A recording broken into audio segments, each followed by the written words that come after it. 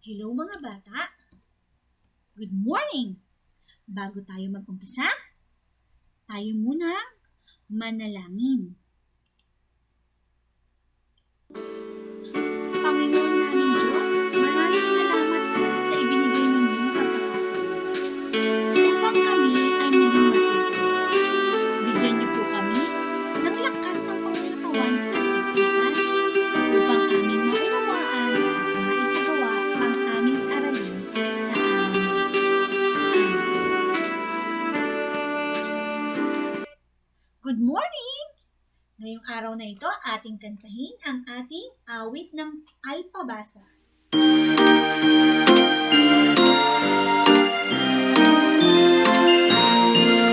Ang ating alpabeto, ating pag-aralan, umpisahan ngayon.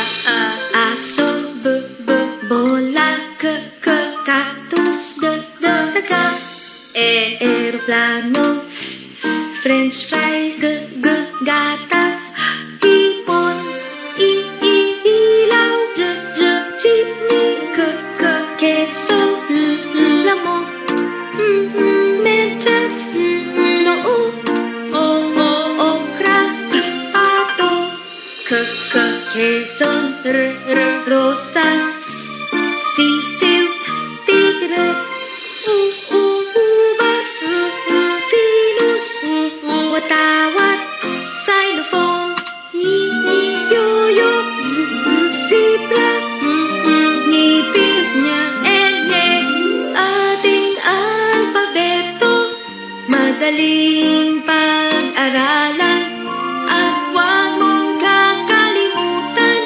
laging tatandaan. Ayan! Ngayon, ating balikan ang ating napag-aralan. Isulat ang unang tunog ng nasa larawan. Handa na ba kayo? Balon. Balon.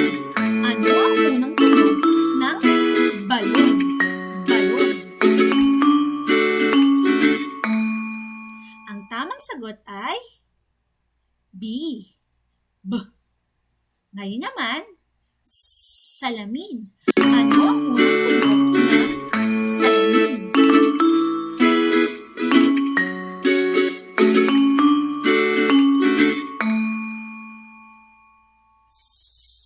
Ang tamang sagot ay salamin.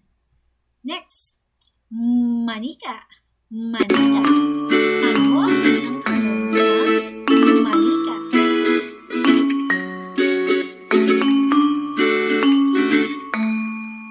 Ang tamang sagot ay Ngayon naman, ilong.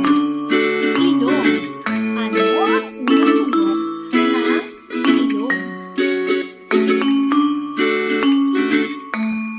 Ang tamang sagot ay E. Ano ang unang tunog ng ube? Ube. Ano ang unang tunog ng ube? Ang unang tunog ng ube ay U o letrang U. Ang pag-aaralan natin ngayon ay titik T. Ito ang malaking titik T. At ito naman ang maliit na titik T. Ang titik T ay may tunog na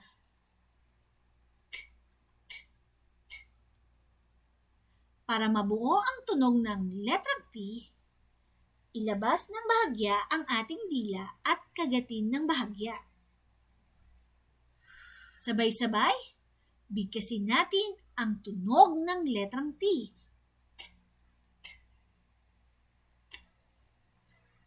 Panoorin natin ang video ito. Bawat letra sa ating alpabeto'y may tunog. Sumabay sa awit mo nang malaman mo. Iklasin natin ngayon ang letrang T. Ang tunog ng T ay tabo.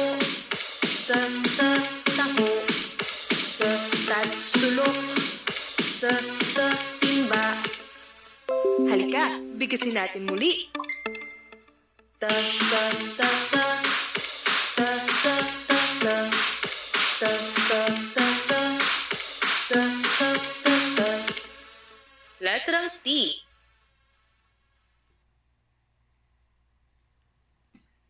Ito ang letrang T na may tunog na t, t, tulad ng talong, talong. Ito ang letrang T na may tunog na t, t, tulad ng tuta. Ito ang letrang T na may tunog na t, t, tulad ng tabo. Ngayong mga bata, alin ang may unang tunog na letrang T? A, bibe, o B, tinapay?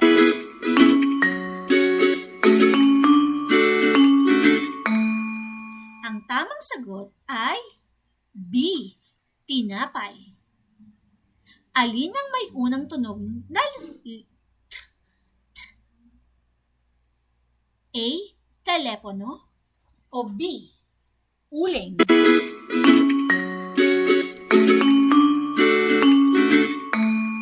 Ang tamang sagot ay telepono. Alin ang may unang tunog na t, t? A, tipaklong, o B, sepilyo?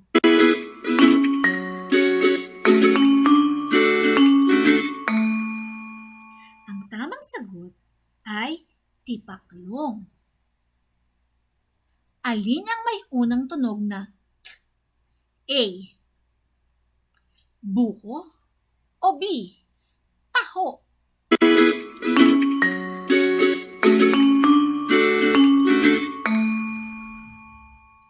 Ang tamang sagot ay taho. Alin ang may unang tunog na t? A, tinidor, o B, mani?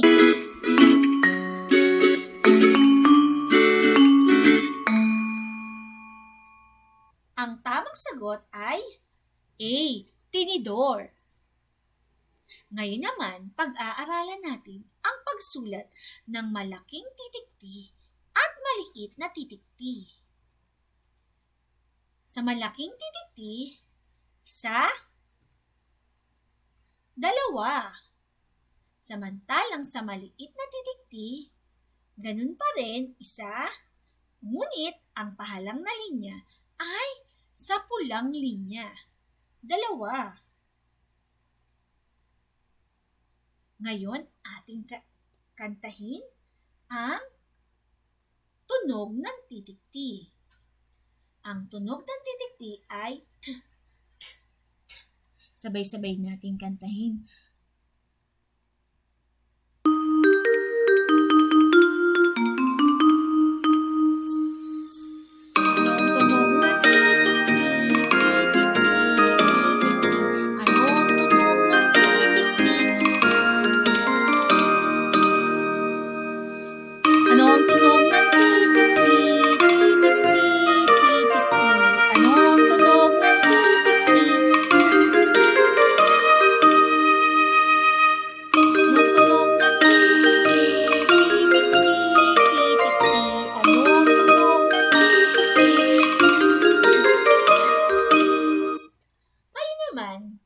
Gawin natin ang ating unang gawain. Ang pagsulat ng malaking letrang T at maliit na letrang T. Ilabas ang ating worksheet at papel. Pupunuin natin ito ng malaki at maliit na letrang T. Tulad ng nasa larawan. Umpisahan natin. Bibigyan ko kayo ng 3 minuto.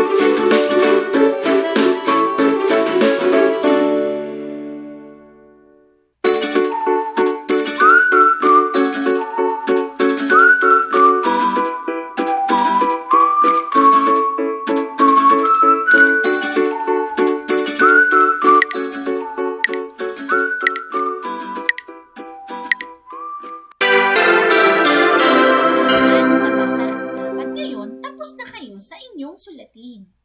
Ngayon naman, meron tayong 5 minuto upang gawin ang ating pangalawang gawain. Una, lagyan ng check ang larawan na ang pangalan ay nagsisimula sa titik o letrang T. Sa pangalawa naman, babakatin natin ang letrang T. At sa pangatlo, kulayan ang bilog na may letra o titik T.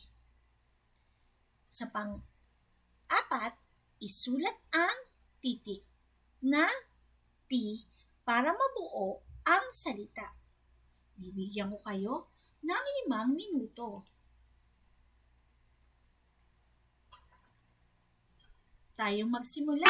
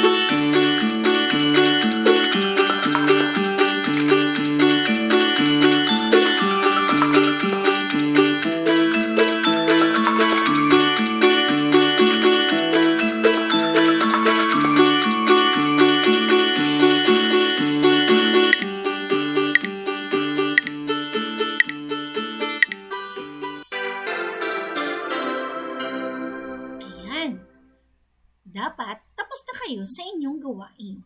Ngayon, iiwanan ko kayo ng inyong gawaing bahay.